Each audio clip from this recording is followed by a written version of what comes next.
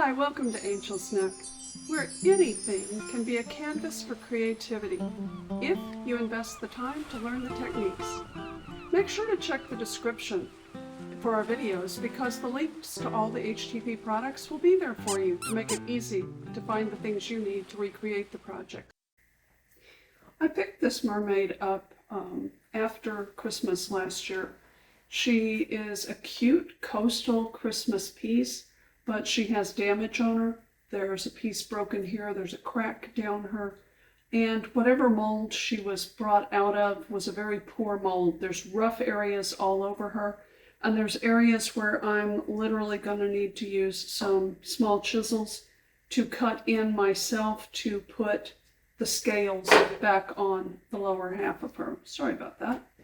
I'm going to be using, to start with, I'm going to use damp plastic wood to do the repairs on her. I don't know what she is made out of, but I've encountered this material before, and it seems to all come from Asia when you get it like this. It's a powdery, but it's not like ceramic that hasn't been fired, but it's easy to crumble, it's easy to react to water, and it's easy to break pieces off.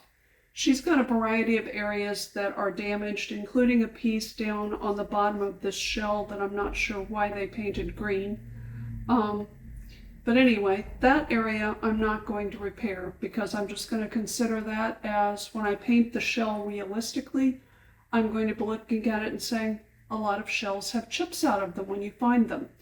But she's going to have that repair done on top, and then I'm going to have to do other repairs on her as well. But the first thing that's going to happen is fixing this crack that is going through her, using the damp plastic wood because it adheres to things like this as well. And I'm going to be painting over it, so I'm not worried about it falling out. It's going to be sealed in with the paint. One of the things with the plastic wood, once you have it open so you've got some air into it, take the time to squeeze it to help mix it, or you will get a blob of liquid that runs out that doesn't help you at all. There, now I'm starting to get some thick, so I can put that up onto the top. With this, I can just go ahead and work into the crack.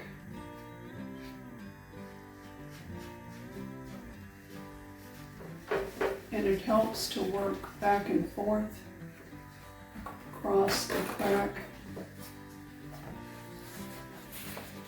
so that you can make sure you've actually filled it. And a lot of this will sand back off.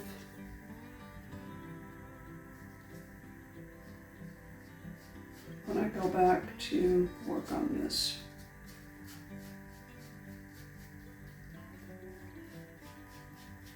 If you see the crack opening up, then you haven't got the plastic wood into it, and you're either going to wind up doing a second coat, which sometimes happens as this dries.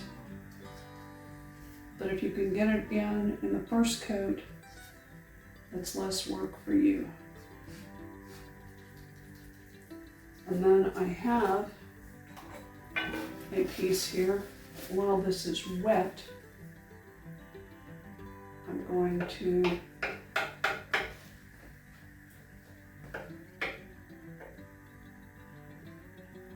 it's not going to work.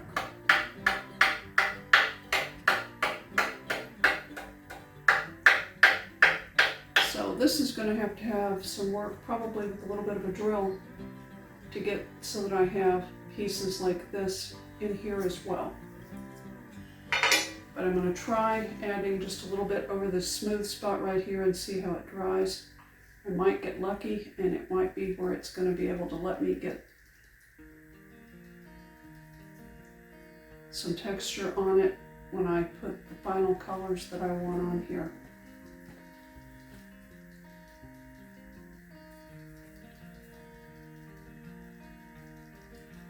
And I'm going to let her dry.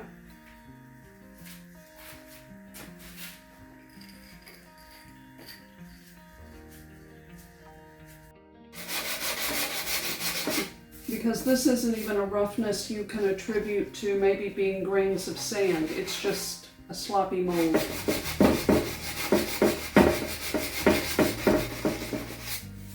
But those are the things I'm going to do off camera so that you guys aren't watching that happen for forever, because it's like watching paint dry. So, we'll be back. The scales on the front of this are really poorly done. They're nicely done over here, but they're very poorly done here, and who knows what direction she's going to be sitting or where she's sitting, so I want these to look better. This is a small carving chisel. It's got a groove in here that may be hard to see in the camera, but that's going to help me get in. I've already done a little bit here. I won't be able to make this perfect by any means because she's not got good lines here.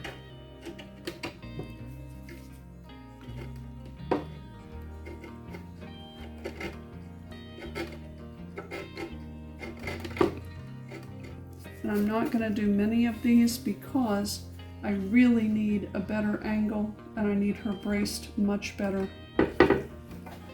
to get her done correctly. But it's just going to be, but you can see how soft this material is. If this were resin or true concrete, this would not be letting me get those gouges.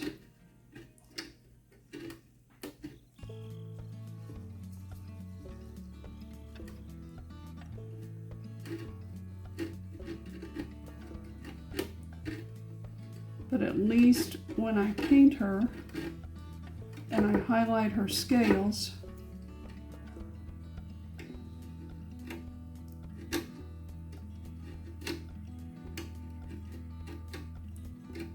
they will look more like scales instead of just a flat blob in here. And I can't fix this until I smooth out and lightly sand that wood putty so that I can see where there's lines underneath for her.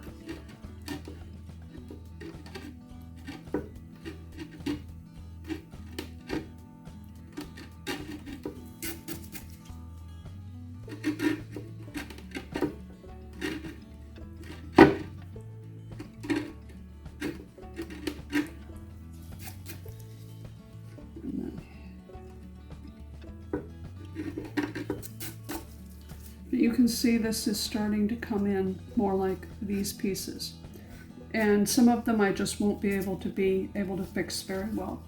There's also spots on her, if we can get the camera to cooperate. There's some really rough spots on here. There's no smoothness here. She's got all kinds of bumps and grooves on her, and I'm going to be using 220 grit sandpaper to try to knock these down.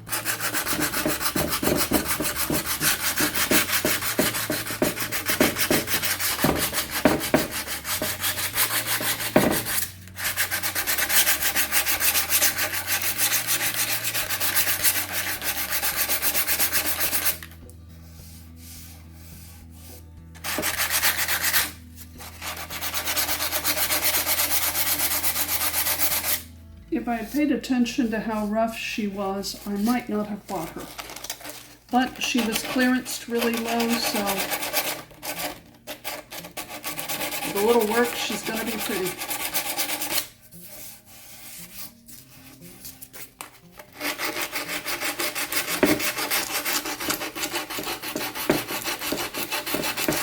And I don't care that I'm getting gray marks on here where the paint's coming off, or where the sandpaper's making smudges, because I want her skin smoother.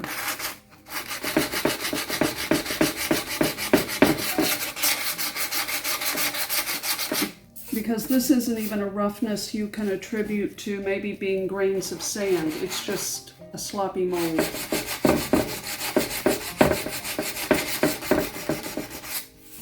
But those are the things I'm going to do off camera so that you guys aren't watching that happen for forever, because it's like watching paint dry.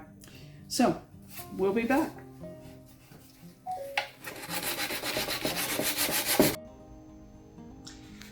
Off camera, I sanded her. I did cuts in on this to try to bring out the scales on the front where that was flat with damage. And where you see extra brown anywhere on her, that's where I did fill, or I tried to smooth out where her skin was going to be. I debated long and hard on her for whether I just wanted to put putty on her and then do an application of weathered wood and wipe it back just to give her a stone look, because I've done that before and it's a beautiful stone look. But I ultimately decided that I want her to be like other mermaid figurines that we have, two that are out in the garden all year. She'll be inside, but I want her to be more realistic. So I'm going to start with the base color for her scales, for her tail, and the cap will have exactly the same on it. What I have mixed, let's see if I can get it over here, is a really pretty shade. It's looking brighter in the camera than it actually is. It's 3 parts Polo and 1 part Stormy. So that's what I'm going to use as the base on her tail and on the cap. And then I'm going to apply 2 layers of antiquing gel over it. One I'm going to apply and wipe back, and one I'm going to dry brush to bring out the scales on her. I'm going to start with a larger brush, but then when I get close to the pieces of her where it's really close in on other parts of her, I will switch to a small brush. And I won't be rolling on this. It's not going to be needed. So that's where this is going to start.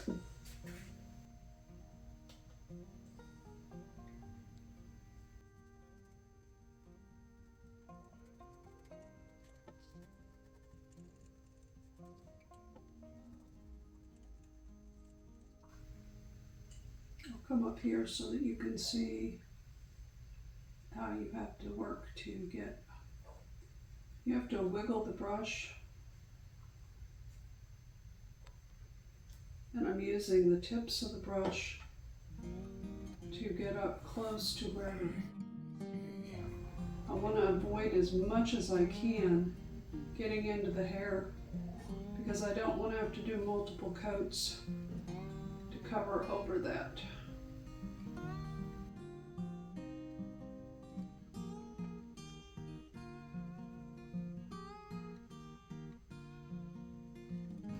Now, the last thing I'm going to do on that is come straight down on it to smooth it out.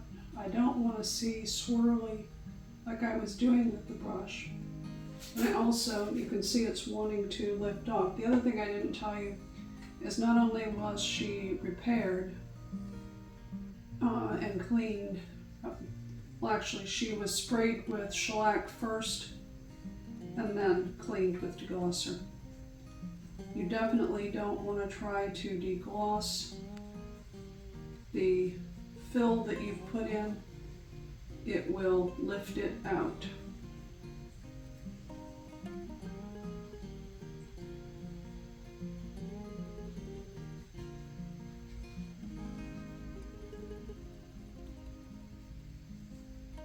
But that's what I'm going to do with all of her tail and the cap off camera, because this is just going to be a relatively slow process to get into all these grooves.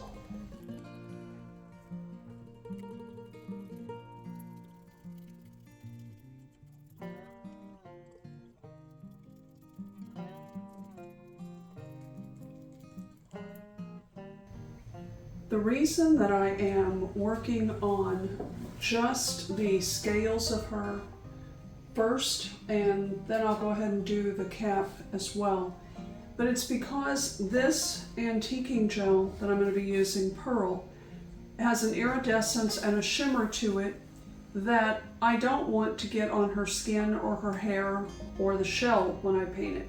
And this had some really uneven surfaces. It was a very poor mold that this was poured in. So this is going to allow me to go ahead and get all the antiquing layers done on the scales of her tail without getting it on anything else, and without worrying about if I get it on something else, it's okay because I'm going to paint over it. And when I paint over to paint her body, to paint the shell, to paint her hair, that's when I can get really tight in and make sure that all the edges are exactly perfect. So I wasn't worried so much about this at this point. But you're going to see why I had this a much darker color, which is not the color I wanted to end up with. And I'm going to be using 4 different brushes. They're going to allow me to get into different areas on her depending on where I'm at and what I need. I may be able to do it all just with this one. We'll just have to see. But it will definitely make a difference in how this looks. It would have helped to, if I had needed to, I could have put a second coat of blue on her. But it really was not needed because I was going to be putting this antiquing gel over her anyway.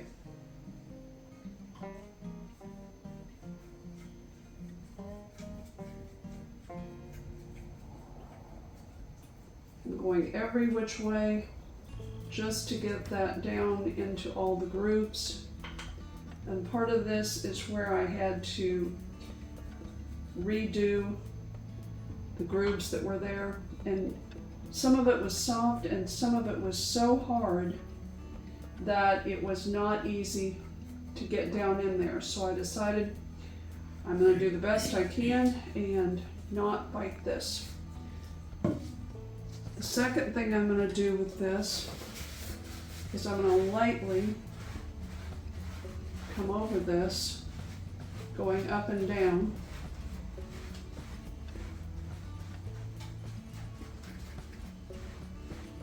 And hopefully you can see that this has really muted this, but it has accented the scales and the shape of them. So, and also I've got a little bit of blue on here. She has dried overnight.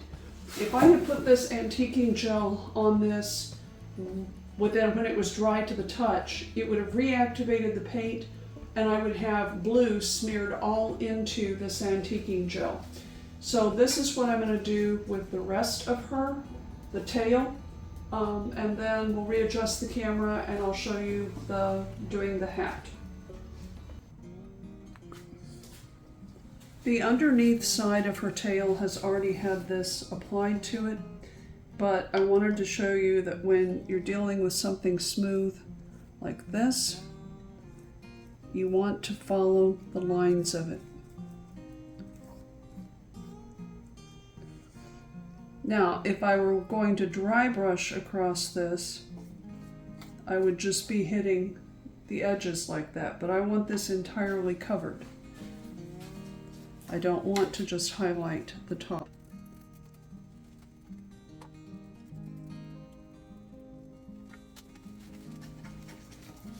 If you've got something rough like this or a deep detail on something, you have to wiggle your bristles and get down into those spots.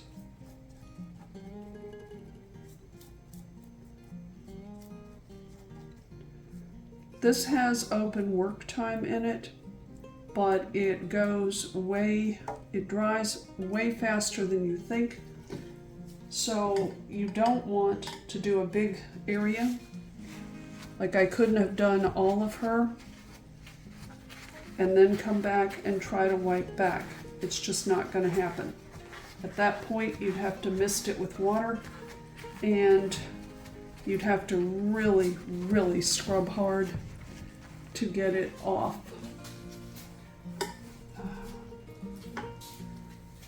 Missed a spot over here. That's the other thing. You have to go back and look and see, did I miss anywhere? I'm fine using paper towels. Usually you are told to use a lint-free cloth, and that's safer if you're working slow. Because if you're working slow, you can get debris of paper towel off, or if you're using cheap paper towels. Don't use cheap paper towels to wipe back anything when you're working with finishes. Even if you only buy the good ones for working with the finish you're doing, buy them for that. And I'm going to keep working on the rest of her scales. If you look here where the antiquing gel has been added and wiped back, when you apply it to the whole surface, unless you spray it with water to wipe excess off, you're going to leave a film behind. You can see how much difference there is between this, which is just the blue paint mix that I did of Stormy and Polo, and now that I've added the iridescent pearl over it, it's dramatically changed this. And even though the pearl is a creamy white with iridescence, because it's going over the blue, it's coming out with a more silvery effect on it. And that's something you're going to find when you're using the antiquing gels. I didn't need to use gunmetal over this. Gunmetal would have actually become looking more black over her scales, which is not what I would have wanted. But you can see the difference in the finish. Even though I'm going to be wiping this back, I still want to go in motions that are in the direction of brush strokes and the way to try to mimic having smooth cloth up here, which wouldn't be in all kinds of different directions. Then I'm going to come around her, wiping her like this.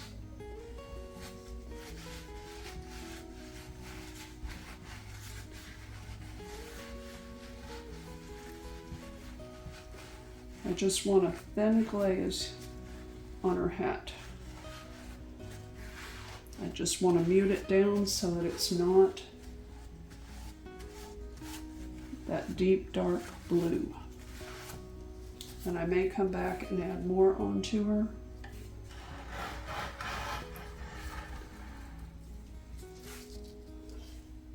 But you can see that even when I'm working on something as small as this hat, I'm not waiting to wipe it back.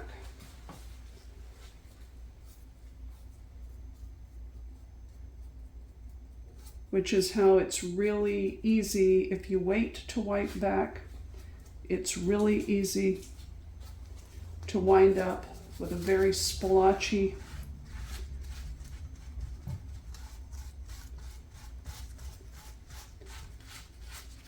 surface.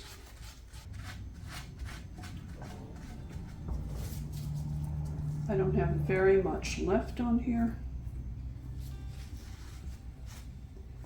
so I can, in effect, do some dry brush on here to get the look that I want.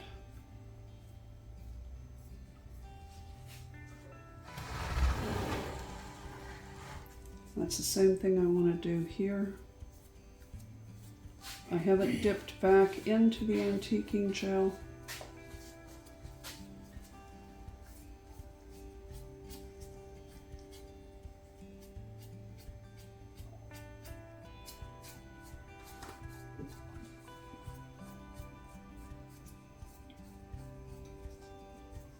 Just filling in some spaces where it's a little lighter than what I wanted, and she's ready to dry for a while.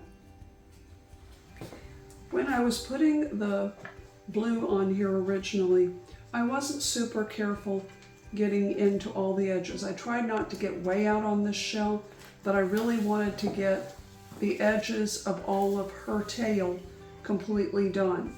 So now that I've got to go back and I want to paint this shell and get rid of this metallic green that is on here.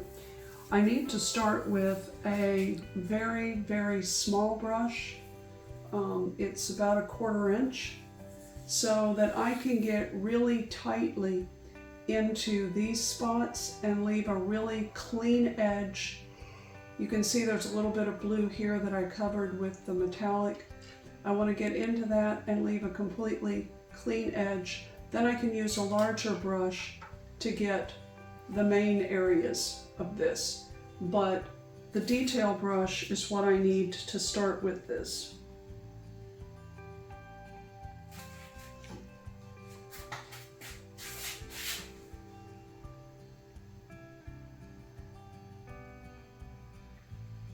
And along the edges is what takes the longest.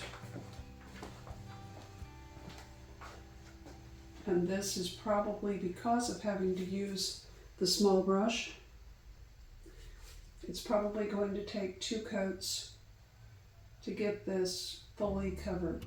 I'm using Almond because unless shells have been laying out for a long time and bleached by the sun or bleached by manufacturers that want to sell them in the tourist shops, shells for the most part are not pure white. They have a creaminess to them, which makes sense because most of the time the shell has been made by the creature's ability to take sand and minerals to create their protective shell.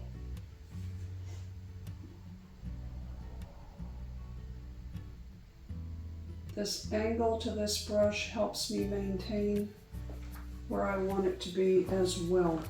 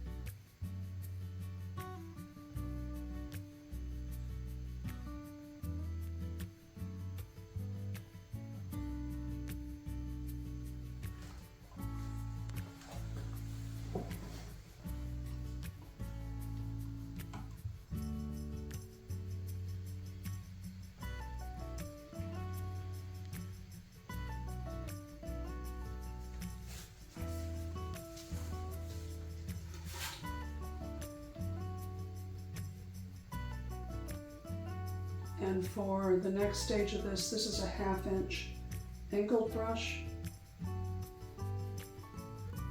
I like it because it's very easy to wiggle it into all those grooves in the shell without risking getting it up into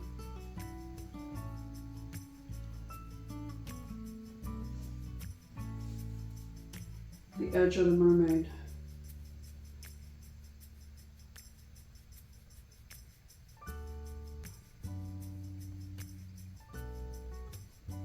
And I don't want any shimmer on this shell. I'll do some highlighting and adding of color to it, but I do not want it to have shimmer. I just want her tail and her cap to have shimmer.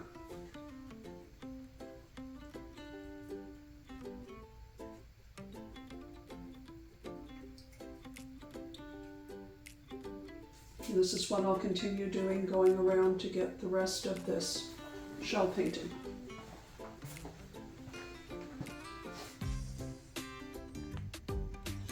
Off camera, I have put cashmere 1 coat on the fur part of the cap. It was the white that was on there was a grungy, almost a gray undertone, but not a pure gray undertone. So I wanted it to come out white, but I didn't want it to have any shimmer like the cap does. The 2 shells that she's sitting on have had a second coat of almond put on them off camera. And now I'm going to start working on the shell to highlight it and make it look more realistic, and to bring the starfish back up to life. And there's some little bitty shells in here that I'll be working on too.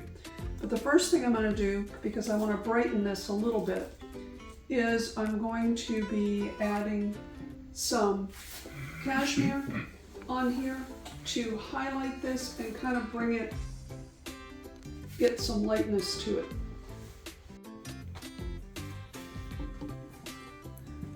And because this has ridges cut through it this way, I'm going to pull my brush this way instead of this way across it.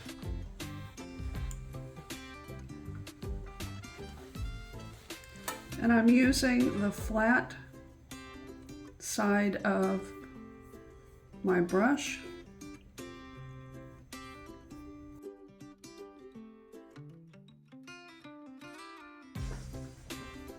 By using the flat side of the brush, there's no paint going down into the grooves.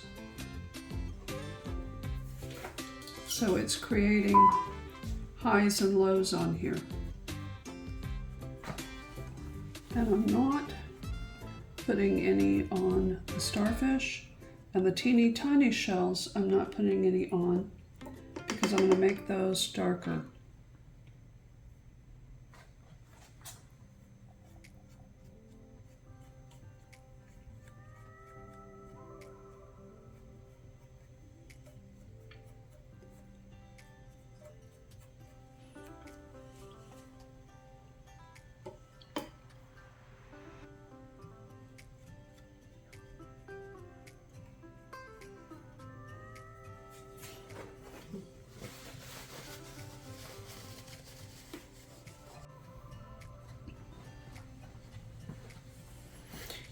For the starfish, I'm going to be using as a base brick.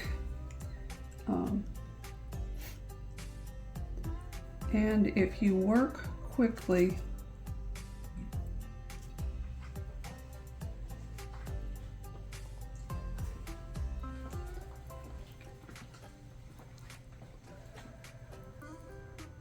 one of the things you can do with the paint, just like with the antiquing gels, is you can do a wipe back.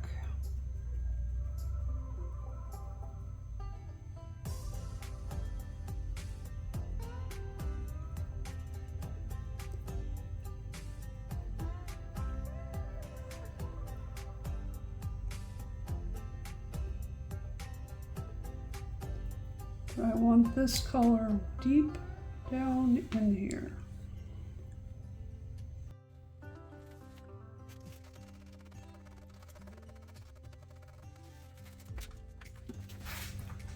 Got a drop of paint over here where I don't want it. I just saw, so I have wet paper towel to get that off. Now I also want a little bit of this color onto these small shells.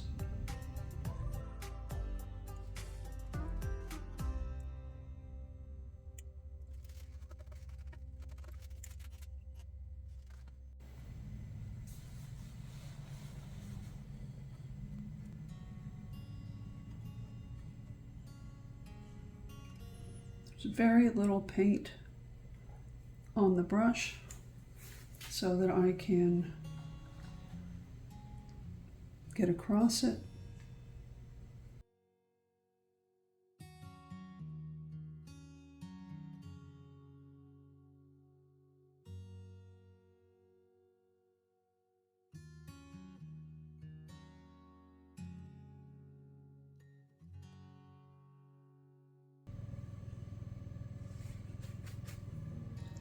In this particular piece, I'm pouncing on a paper towel to get the majority back off.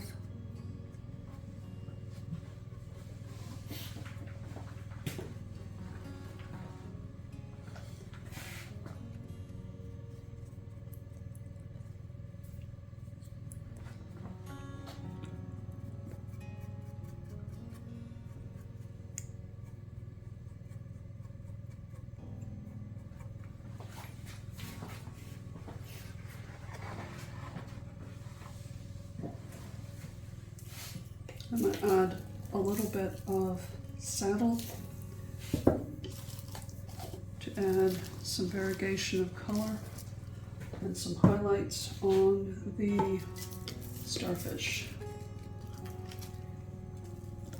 There is more red in the brick and there's more golden brown in the saddle. So that's going to help give me color that I want. Because this is still wet, I haven't let it dry completely, and I'm pouncing into it with the bristle brushes. I'm getting a variegated mix of the brick and the saddle, and I'm still going back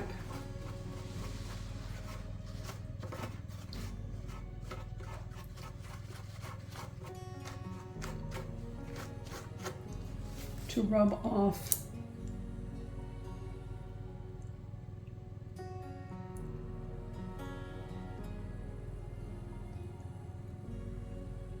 and make highlights. And then I'm letting the saddle just very lightly go back over that again.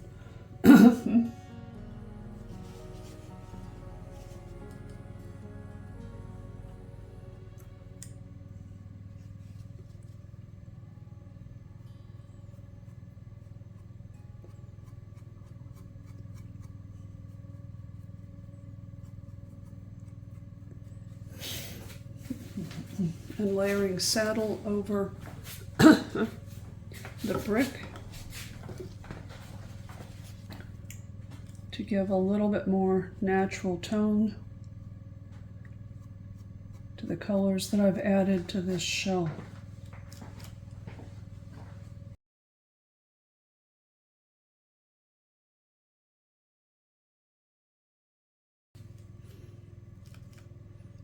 And while it's still wet, you can oftentimes rub off where something has gotten too heavy.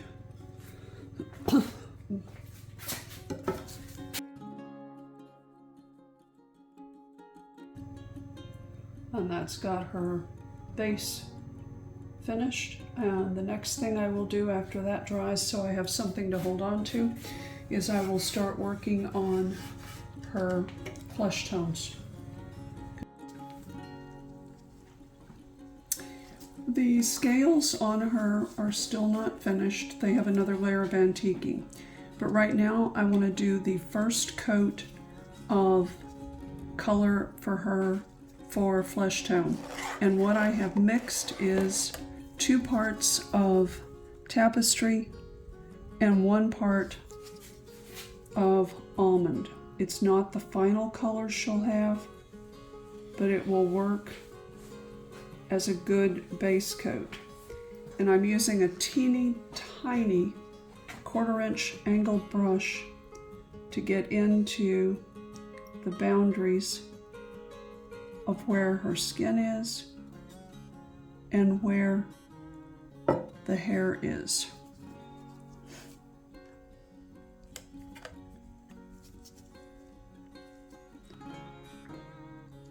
My little finger is bracing on her face to help me stay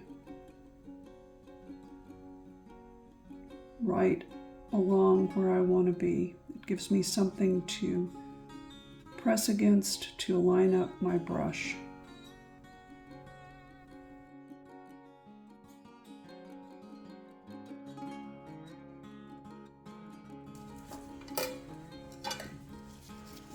I'm going to change to a 1/2 inch angled brush to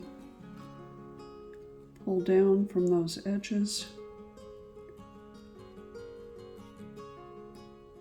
and fill in her face.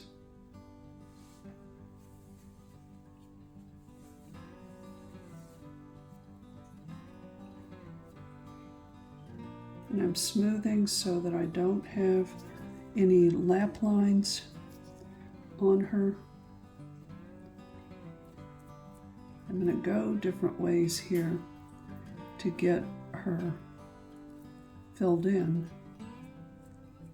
but then I want to smooth one direction on her face.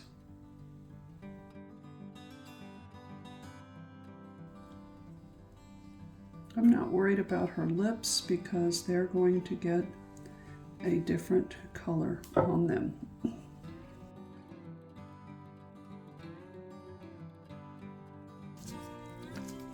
I'm going to switch back to the 1/4 inch brush to get along where her hair is here.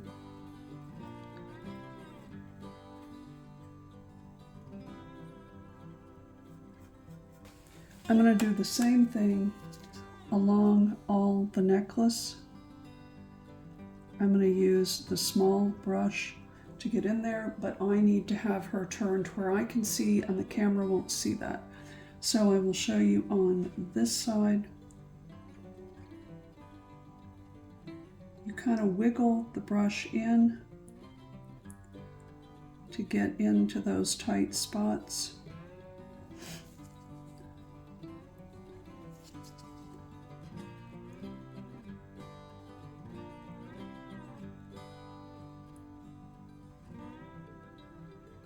And then even before I switch to the larger brush, I'm going to get in these tight spots here with the small brush. And that's going to continue. This right here is hair, but I will fill in all along here underneath her neck and get her painted.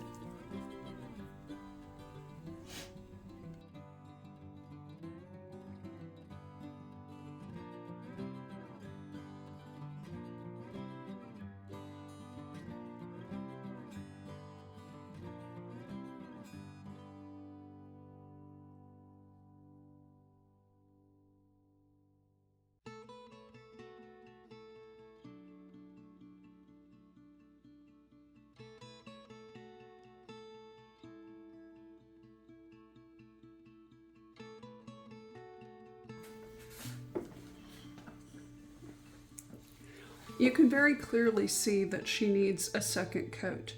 But the other thing that has happened with this mixture, it's a great color for the first coat for me because it's got decent coverage and it's pulling into the color tones I want to go for.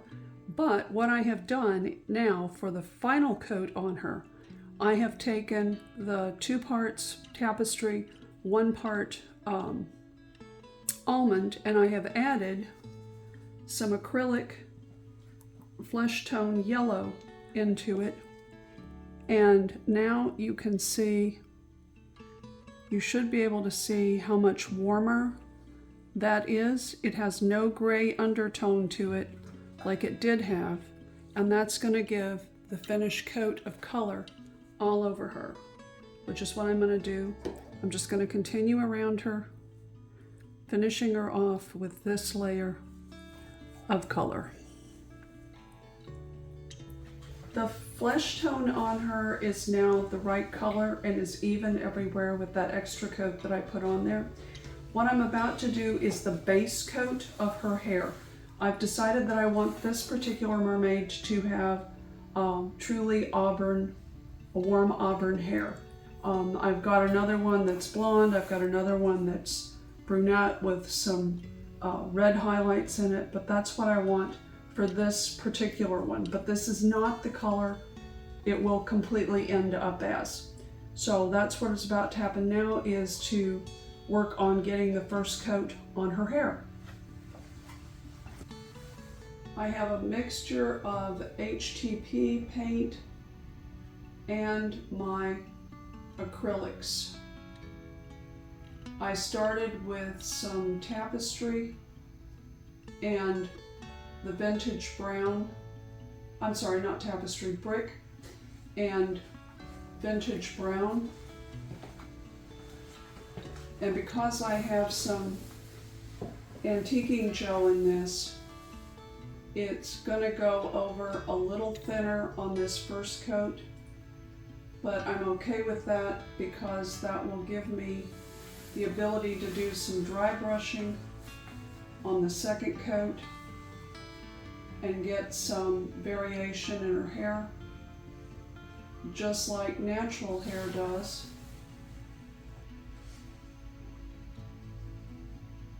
And I'm following the way her hair strands are within this. I don't want to go across because that's not how the hair strands are.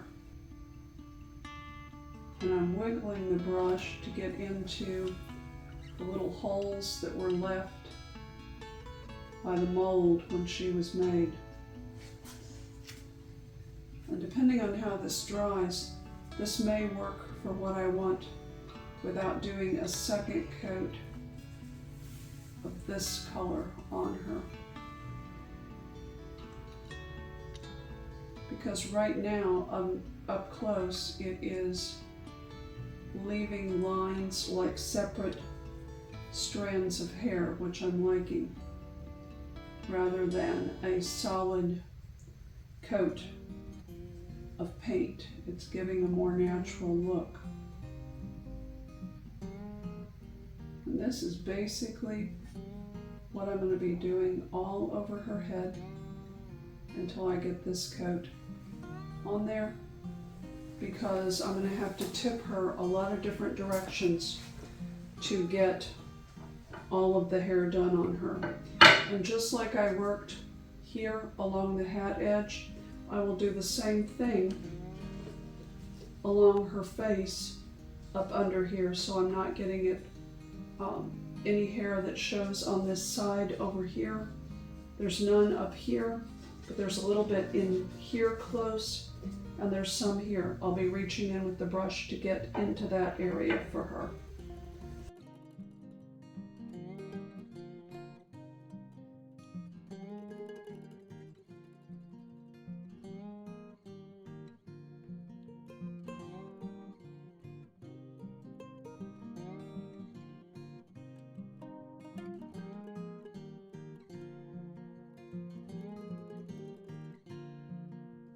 To put blush into a cheek, you've got to have it very watery. This is heavy. But what I'm going to do is immediately wipe it back and wipe it off. And I need a little bit more water to blend that so there's no sharp lines to it. And I need it even more watery than what I had it. So I'm dipping my brush into water.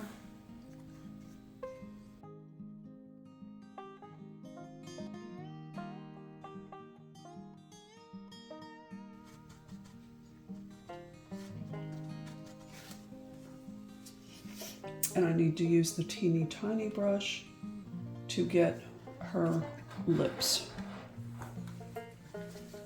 But I want her lips a little bit more of an orange tone than the than the pink that went into her cheeks.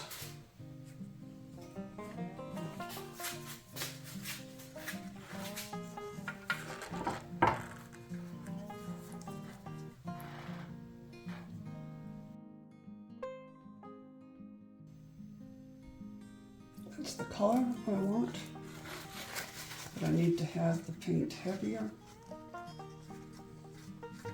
So I'm going to blot out the water, mix a little bit more paint, and come back to her. I'm using the color from her hair with a little bit of crimson acrylic art paints for her lips. And when you roll the brush, when you're doing something this tiny, you roll it to bring it back into a fine point as you're loading it with paint so that you have super control over how much paint there is. And because she has auburn hair, I'm going to let this dry a little bit, and I'm going to come back and give her just a few sprinkles of freckles using the color that her hair was done in. But she needs to dry first. I'm trying to decide what the top of, in effect, her swimsuit is going to be, because usually that's shells, but there is no detailing of shell on her at all. So what I think I'm going to try first is Stormy, which is a very pale blue all by itself, and then see what it looks like and see how it does. And I may have to turn around and change my mind for what color I want that to be. So we'll see. I'm going to use that teeny tiny detailing brush first to get into the tight spots of this.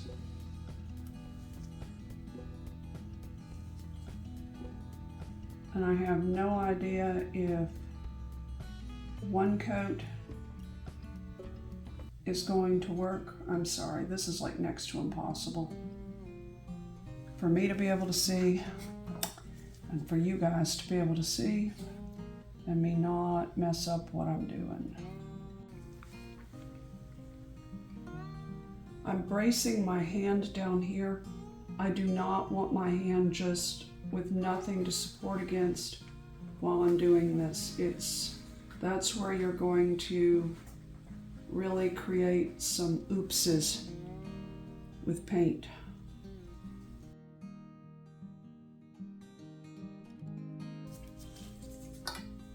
I'm going to go in with the 1/2 inch angled brush to get the center portion of this.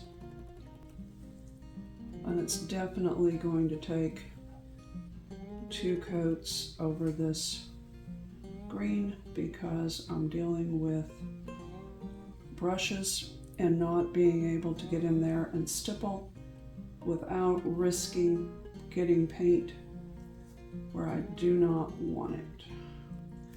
And this is where you have to resist the urge to put on heavy globs of paint. You're better to come back and do a second coat than trying to get one coat. I'm going all in one direction so I can smooth with the brush as I go.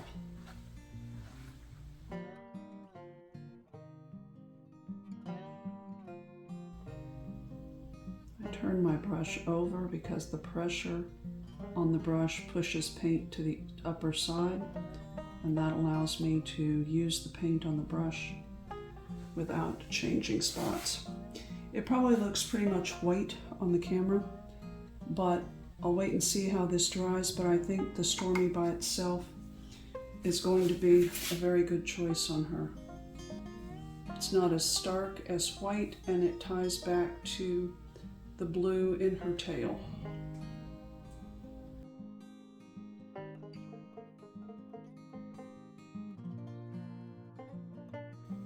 Right now, her necklace has a shimmer to it for the pearls, but this is not the color of pearls. This is too silvery. So I'm going to take the pearl metallic and I'm going to go over it. And it's, again, probably going to be very hard to see. the difference in color. But pearl metallic definitely is a soft cream with some iridescence. So it has a warmer tone, more like natural pearls. You should at least be able to see that silvery tone on the pearls going away, and yet this will still have the soft glow, and depending on how light hits it, it will have an iridescence.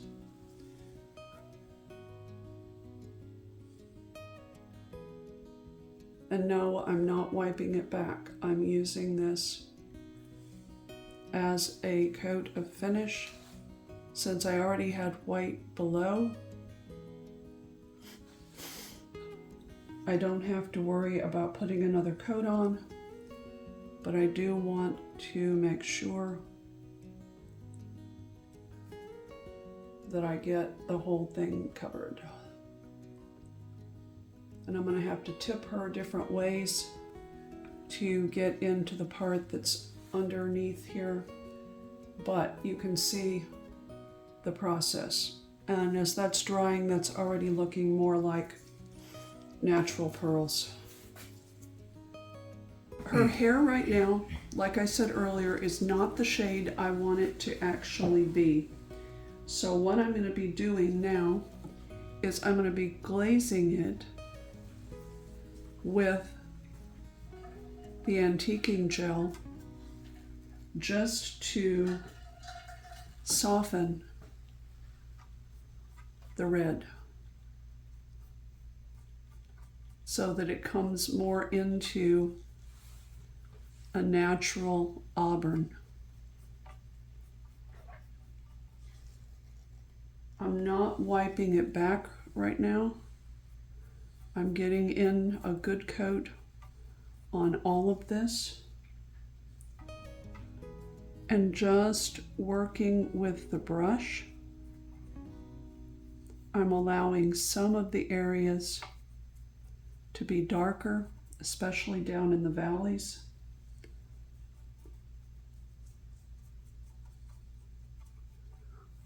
Because those are the areas that would not have a lot of light hitting them.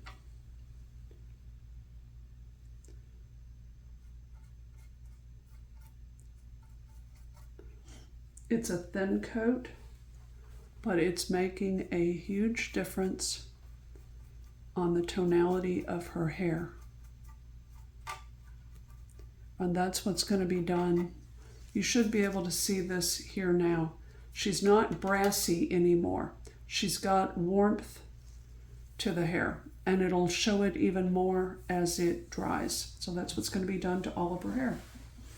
Once this has completely dried, because I can see from some of the spots that are already drying, she's going to have exactly the hair color tone that I want.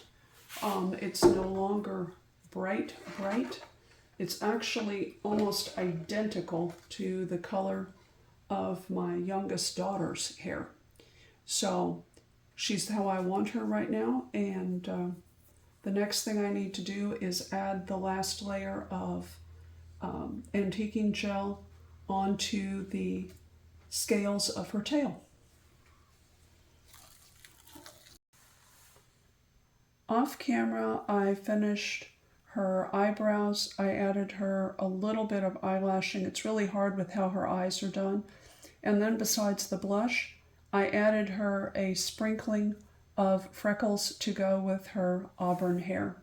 And I also finished up the pearls here, and I added just the slightest bit of dry brushed pearl over the shell that I was leaving more natural in color. And the second coat has gone on of Stormy there, and I'm happy with that color with her for how she'll fit in my home. I'm going to be adding as the last layer of antiquing on this a mix that I keep all the time of 2 parts of Heirloom Traditions Gold Metallic and 1 part of the champagne. It makes a very soft gold, which I find that I use quite a bit. It's more like the old antique gold. But like I always do, I'm going to pounce off most of the paint, and I'm just going to use the side of the brush to give a little bit of gold onto the tops of this. Not the whole thing, just the very ends of her tail. I don't want it down in the valleys, I just want it up onto the tops of her, and I will bring it down the side of her tail too, just to grab some light play there. But you don't want very much on your brush at all, or you wind up with a full coat of paint, which is not what you want. And I'm going to hit just a little bit back up in here as well. And on this side the same way. But not over the whole thing, but I am going to do the very sides of her tail down here that you won't be able to see, and on the very front edge coming up underneath the tail, because that will be showing depending on where she's sitting. Now the trick on her scales is I'm going to highlight the bottom edge of these. I don't want it everywhere, so I'm going to go up on the ones that are curved down here, but where her leg is bent and the scallops are facing up, I don't want to go up. That's going to look really different than this. Instead, I want to go down, so I'm having the same effect on all of the scales. I'm putting just a little bit more on my brush and pouncing off because I want to have a wet spot on the plate that I can grab finish from. And hopefully you can see I'm not getting all of her. I'm just getting the upper edges of that. And that's what I'm going to do all over her to finish out her tail. I've already done it right here because I wasn't certain it was going to do what I wanted, and I was going to just take it off with water if it didn't. But I'm taking just a little bit of this gold mix, and I'm just barely hitting the highlights, the high tops rather, of the high points of her hair. What it's doing, it's not coming across as gold, it's coming across as sunlight glistening off of her hair. And it's also acting to further mute the red tone just a little bit in her hair as well. But I'm just going down the very, very top with the side of the brush.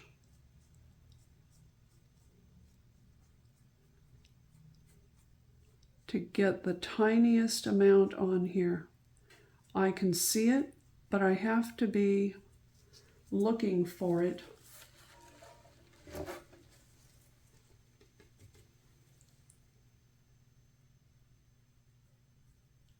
Hopefully you could catch it right there. And there. I'm not trying to make her hair gold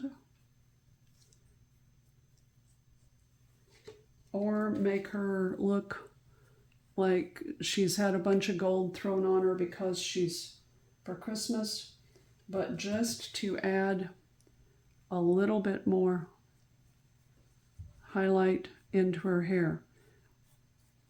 People just looking at her will not notice that this is gold. It's almost coming out as blonde highlights from the sun, where a yellow of paint or a blonde color of paint would have stood out really garishly on this, which you don't want. That was too heavy, so I've got a paper towel ready to pull it off. I'm going to pounce my brush a little bit more.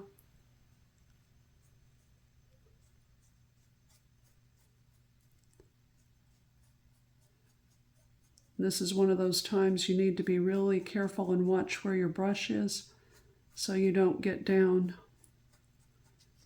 someplace where you do not want it to be.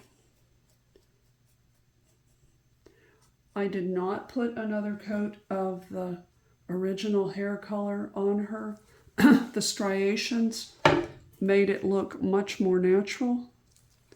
So that's what I wanted it to do.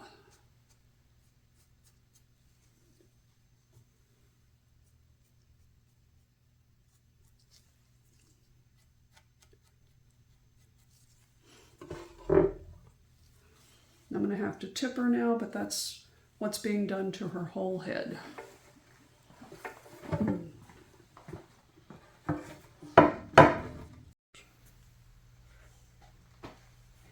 I wanted to show you all three mermaids that I have done, just to give you a little bit of a vision of how layering colors influences color, and especially with the antiquing gels.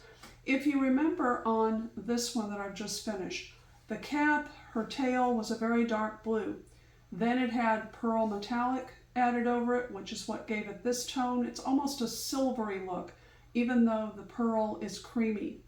And then adding the 2 parts gold and 1 part champagne gave her an additional glimmer, but it's different than the glimmer on these.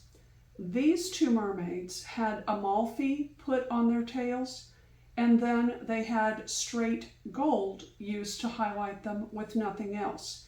So you can see that even with Amalfi, adding the metallic has changed up what Amalfi itself looked like. And that's one of the things to think about. You want to experiment sometimes and layer color on a piece of poster board, on a piece of wood, anything where you can play with a little bit of it, even on a paper plate, just to see what does that color do. These two mermaids are outside all year long.